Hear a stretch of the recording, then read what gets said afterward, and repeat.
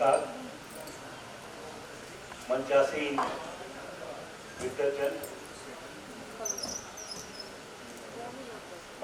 विद्वजन,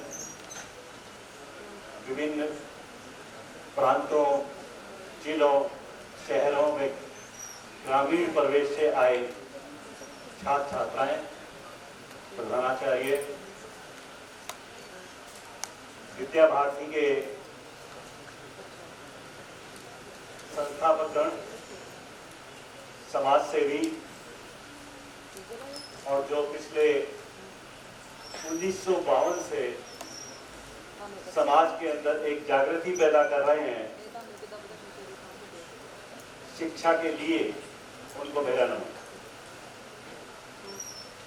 मैं इस सत्र में एक बहुत महत्वपूर्ण बिंदु है कि किस प्रकार से हायर एजुकेशन को स्कूल चिल्ड्रन के साथ, स्कूल एजुकेशन के साथ जोड़ा जाए। इससे पहले सत्र में बहुत ही अच्छे विचार मेरे से पूर्व विद्याजनों ने रखे थे। मैं उन्हीं को आगे बढ़ाते हुए अपनी बात कहना चाहूंगा। NEP 2020 नेशनल एजुकेशन पॉलिसी जो बनाई गई है, उसमें कोई दो राय नहीं है कि ये हिंदुस्तान को पुनः विश्व गुरु बनाने के लिए सक्षम है।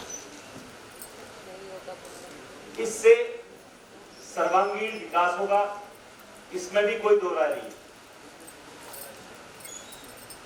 स्कूल चिल्ड्रन के लिए भी, मीडियम के लिए भी, इंटरमीडिएट एजुकेशन के लिए भी, हायर एजुकेशन के लिए भी और सभी के लिए उपयोगी है।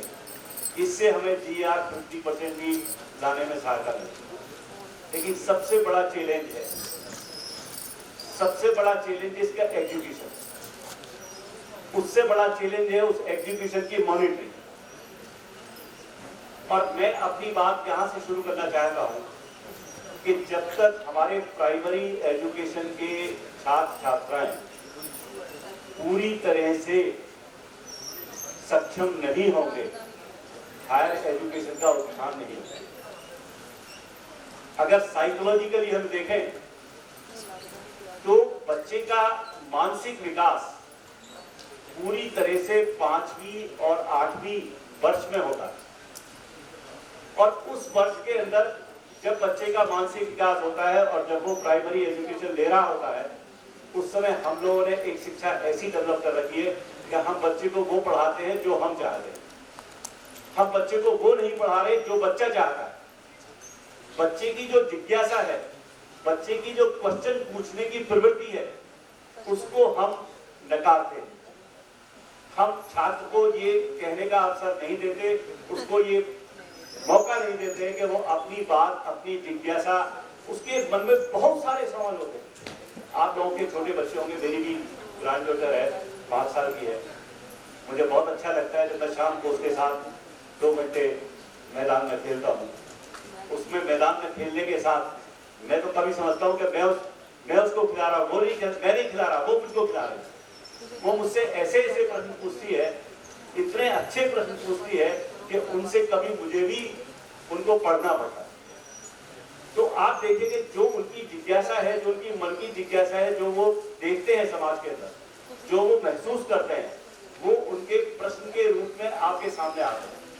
और यदि आप उनके प्रश्नों का उत्तर नहीं देते हैं तो उनके अंदर क्रिएटिव थिंकिंग खत्म हो जाती है।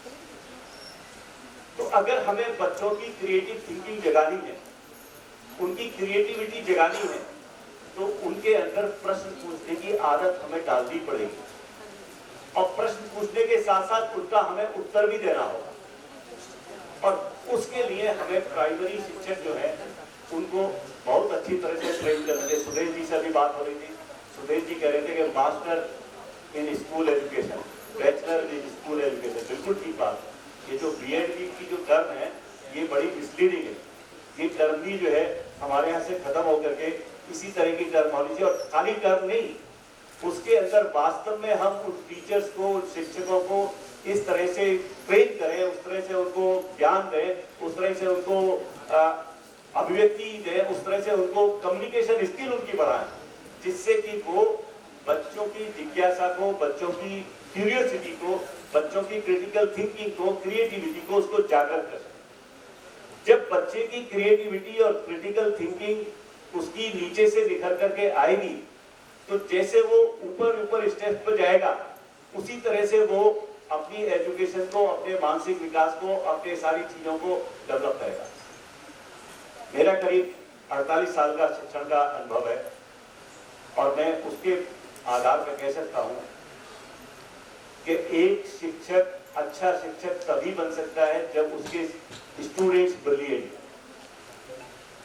अगर उसके स्टूडेंट्स ब्रिलियंट नहीं है, अगर उसके स्टूडेंट्स ने उससे क्वेश्चन नहीं पूछे हैं, तो कोई भी शिक्षक पूरी तरह से तैयार होकर क्लास में नहीं जाएगा। और शिक्षक का भी ये दायित्व है, वो जरूरी नहीं है कि शिक्षक को सारी चीजें आती हैं। ये जरूरी नहीं है कि शिक्षक से जितने भी प्रश्न पूछे जाए सबका उत्तर वो उसी समय क्लास के अंदर दे देगा। शिक्षक का भी ये दायित्व है कि ईमानदारी से छात्रों की जो जिज्ञासा है, छात्रों के जो क्वेश्चंस हैं, उनका ईमानदारी से उत्तर दे। और यदि कोई उत्तर नहीं आ रहा है तो ठीक है भाई, मैं इसका उत्तर आपको कल बताऊं। उसको प्रश्न पूछने के लिए छात्रों को आह्वान करना चाहिए। मैं जैसे अपना उदाहरण देता हूं, मैं क्लास में जाता हूं, मेरी क्लास एमएससी की क्लास को पढ़ाता, 2 घंटे की मेरी क्लास होती है। 2 घंटे की क्लास में 1 घंटा ही पढ़ाता हूं और 1 घंटे बच्चों के जो क्वेश्चंस होते हैं, जो पिछला चैप्टर मैंने किया है उसके रिवीजन है, उसकी सारी चीजें उन्हीं को रिवाइज किया। तो इसलिए हमको खाली प्राइमरी एजुकेशन नहीं, जो फैकल्टी है, जो टीचर्स हैं, उसकी क्वालिटी के ऊपर सारा का सारा दारोमदार है। अगर फैकल्टी अच्छी है तो आप बहुत सारी चीजों को छात्रों को ऐसी समझा सकते हैं। जैसे कई बार बात आती है कि साइंस के अंदर जब तक हमारे पास इंफ्रास्ट्रक्चर नहीं होगी, जब तक हमारे पास बहुत अच्छे लैब नहीं होगी, प्रयोगशालाएं नहीं होंगी, तब तक हम छात्रों को प्रयोग कैसे कराएंगे। मेरा मानना बहुत स्पष्ट है, अगर फैकल्टी आपकी अच्छी है, फैकल्टी ट्रेंड है, फैकल्टी को, शिक्षक को सारे चीजें पता है, उसको पूरा उसने खुद कर रखा है, तो वो छात्रों को अपने कम्युनिकेशन स्किल से, अपनी बॉडी लैंग्वेज से, अपने कहने से, अपनी सारी चीजों को छात्र को लैब के अंदर, क्लास के अंदर बैठे बैठे ही लैब के दर्शन करा सकता है। उसको वही बता सकता है कि बैक्टीरिया कैसा होता है, प्रोटोजोन्स कैसे होते हैं, वायरस कैसे होते हैं, धरती कैसे बनी है, ऑर्गेनिक इवोल्यूशन कैसा हुआ है, और कैसे आप स्किल एजुकेशन करेंगे, कैसे आप समस्याओं का समाधान करेंगे, कैसे आपके सामने जो समस्या आएंगी उनको आप निदान करेंगे। तो सबसे बड़ी जो चीज है वो ये है कि आपकी फैकल्टी बहुत मजबूत होनी चाहिए, फैकल्टी बड़ी ट्रेंड होनी चाहिए, फैकल्टी बड़ी क्वालिफाइड होनी चाहिए। अब मैं आता हूँ एक बहुत बड़े प्रश्न के ऊपर कि जिसमें क्या है कि हमारे यहाँ प्राइवेटाइजेशन ऑफ एजुकेशन, अगर आप नॉर्थ में जाएंगे तो 1994 में शुरू हुआ, अगर आप साउथ में जाएंगे तो ये 1980 से शुरू हो गया। अब 1980 से जहां शुरू हुआ privatisation of the education, primary या हायर एजुकेशन दोनों, प्राइमरी एजुकेशन जब मैं पढ़ता था मुझे तो खूब अच्छी तरह से याद है कि जब नगर पालिका के स्कूल हुआ करते थे और गवर्नमेंट कॉलेज हुआ करते थे, गवर्नमेंट कॉलेज में उस समय दाखिला लेना इट वाज ए प्रेस्टिजियस, बहुत बड़ी चीज होती थी, जो टैलेंटेड होते थे उनको दाखिला मिलते थे। लेकिन आज की डेट में क्या है, पब्लिक स्कूल्स आ गए, मिशनरीज के स्कूल आ गए, इतनी वेराइटी है, इतनी डाइवर्सिटी है उनके, न खाली एजुकेशन के अंदर, उनकी इंफ्रास्ट्रक्चर के अंदर डाइवर्सिटी है, उनके फैकल्टी के अंदर डाइवर्सिटी है, उनके हर चीज में डाइवर्सिटी है। तो अब इतनी सारी डाइवर्सिटी के साथ जब आप विलेज के अंदर जाएंगे तो विलेज के अंदर आपको जो छात्र हैं उसके पास कई बार एक कमरा है, शिक्षक नहीं है, पुस्तकें नहीं है, और बहुत सारी चीजें हैं, उनकी समस्याएं। और हम कहते हैं कि साहब सबको हमने राइट टू एजुकेशन दे दिया। मैं कल भी अपनी बात ये कह रहा था, राइट टू एजुकेशन के साथ साथ हमें एक बात करनी पड़ेगी, right to equal quality education. और उस इक्वल क्वालिटी ऑफ एजुकेशन के लिए हमें क्या करना होगा, मैं समाधान की बात करता हूँ, एक कम से कम हमें स्टैंडर्ड बनाना होगा कि प्राइमरी एजुकेशन के अंदर, प्राइमरी स्कूल के अंदर मिनिमम इतनी इंफ्रास्ट्रक्चर हर स्कूल में होगी, चाहे वो विलेज का स्कूल है, चाहे वो नगर का स्कूल है, चाहे वो टाउन का स्कूल है, चाहे वो मेट्रो सिटी का स्कूल है, चाहे वो सिटी का स्कूल है, चाहे वो पंजाब का स्कूल है, चाहे हरियाणा का स्कूल है, चाहे उत्तर प्रदेश का स्कूल है, सभी के अंदर एक मिनिमम स्ट्रक्चर कम से कम ऐसी बनानी पड़ेगी कि ये स्ट्रक्चर कम से कम होनी चाहिए।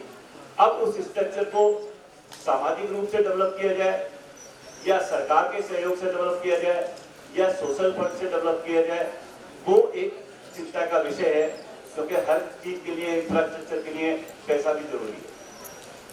और जब वो एक मिनिमम इंफ्रास्ट्रक्चर हो जाएगी तो हमारे यहाँ सिस्टम भी ऐसा होना चाहिए कि जैसे मान लीजिए मैं जिस लोकेलिटी के अंदर रहता हूँ तो मेरा बच्चा उसी लोकेलिटी के अंदर जाकर के पढ़ेगा, और वो तभी पढ़ेगा जब समान रूप से शिक्षा होगी, समान रूप से शिक्षक की क्वालिटी वाले शिक्षक मिलेंगे, समान रूप से करीब करीब जो इंफ्रास्ट्रक्चर मिलेगा। मैं अपने बच्चे को कभी भी 20 किलोमीटर दूर नहीं भेजना चाहूंगा अगर मेरी लोकेलिटी के अंदर ही क्वालिटी एजुकेशन का स्कूल मिल रहा है। तो हमें quality of infrastructure, quality of teacher, number of teachers, basic चीजों को हमें डेवलप करना होगा। और बेसिक चीजों को डेवलप करके जब हम शिक्षा को लाएंगे, शिक्षा को मजबूती से लाएंगे, तब तो हमारी शिक्षा जो है बड़ी स्ट्रॉन्ग होगी। शिक्षा के ऊपर हम बजट में कहते हैं या राष्ट्रीय शिक्षा नीति में ये क्या है, ये प्रावधान है कि 6% ऑफ GDP हम एजुकेशन पर खर्च करेंगे, तभी हम राष्ट्रीय शिक्षा नीति को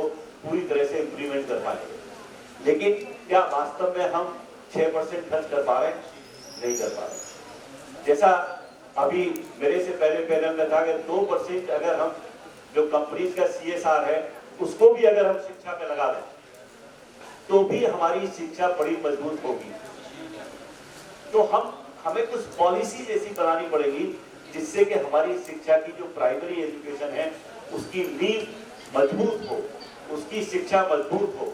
और वो अगर आपकी फाउंडेशन स्ट्रॉन्ग है तो कोई भी अर्थक्वेक आ जाए, कोई भी भीषण से भीषण चीज आ जाए, आपकी फाउंडेशन अगर मजबूत है तो वो उसको हिला नहीं सकता। तो इसलिए हमें फाउंडेशन को अपनी को मजबूत करने के लिए, अब जैसे एक सजेशन आ रहा था इससे पहले वाले में के साथ, जो यूनिवर्सिटीज के, डिग्री कॉलेज के, NIT के, IIT के शिक्षक हैं वो एक कुछ समय के लिए प्राइमरी एजुकेशन स्कूल्स में जाए, बिल्कुल सही बात है। इसको मैंडेटरी कर देना चाहिए, और मैंडेटरी उसमें इस तरह से करना चाहिए, जैसे मैं जर्मनी में जब था तो मैं जर्मनी में देखा कि वहां प्रोफेसर जो था उसको साल में 1 महीने प्राइमरी स्कूल में जाके पढ़ाना कंपलसरी था, तभी उसको इंक्रीमेंट मिलता था, उसको वार्षिक वृद्धि ही जब मिलेगी। तो हमें जब तक हमें उसके प्रोग्रेस से, डेवलपमेंट से इन सब चीजों को नहीं जोड़ेंगे तो तब तक हमारा इम्प्लीमेंटेशन राष्ट्रीय शिक्षा नीति का ईमानदारी से नहीं हो पाएगा। तो राष्ट्रीय शिक्षा नीति में खामी कोई नहीं है, बहुत अच्छी नीति है। इसको हमें इम्प्लीमेंट करने के लिए सभी को मिलजुल करके साथ में प्रयास करने होंगे। इसमें ना सरकार अकेला काम कर पाएगी, ना समाज अकेला काम कर पाएगा, ना विश्वविद्यालय अकेले काम कर पाएंगे, ना स्कूल, सबको साथ में मिलकर। और ये जो प्रयास किया है सुनील जी ने कि एक शिक्षा महाकुंभ यहाँ रखा है जिसमें सभी लोगों को यहाँ जोड़ा है और सब लोग अपने विचार व्यक्त कर रहे हैं, और मुझे पूरी उम्मीद है कि इसमें जो बाद में मंथन में निकल करके आएगा वो अमृत ही होगा, वो राष्ट्रीय शिक्षा नीति के लिए अमृत साबित होगा और उसी से हमारा समाधान निकलेगा। सो इन शब्दों के साथ मैं अपनी वाणी को विराम देता हूँ। बहुत बहुत धन्यवाद मुझे ये अवसर देने के लिए।